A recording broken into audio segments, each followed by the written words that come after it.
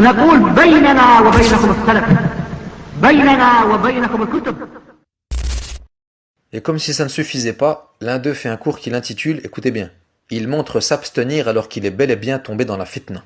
Non, vous rêvez pas, ikhwa.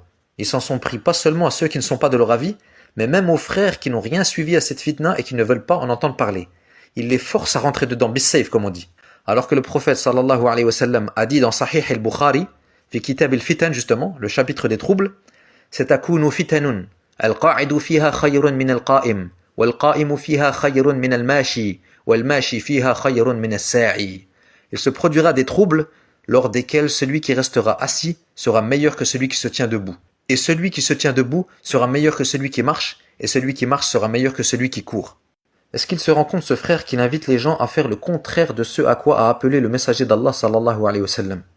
Le prophète sallallahu alayhi wa sallam nous invite à fuir les troubles, et lui, il nous ordonne de plonger dedans. Et écoutez son commentaire concernant celui qui dit « Moi, je ne rentre pas dans la fitna ». Il dit qu'en vérité, cette parole est une critique des grands savants. Wallahi al-azim.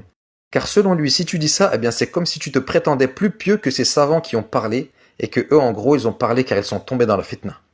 Donc il essaye de nous faire culpabiliser et il nous dit « Les savants ont parlé, tu dois parler ».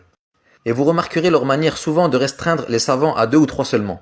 Le règle, moi, je l'ai surnommé « Man sakata saqata ». Celui qui reste muet est tombé.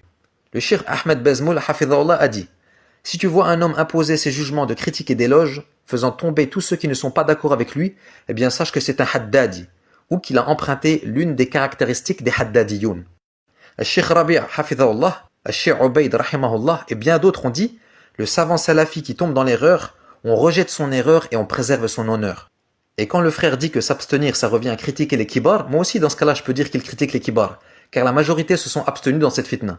Le Cheikh Al-Fawzan a même dit qu'il refusait de rentrer dans cette affaire et qu'il devait régler ça entre eux. C'est Cheikh Mohamed Bazmoul hafidhahullah qui rapporte cette parole.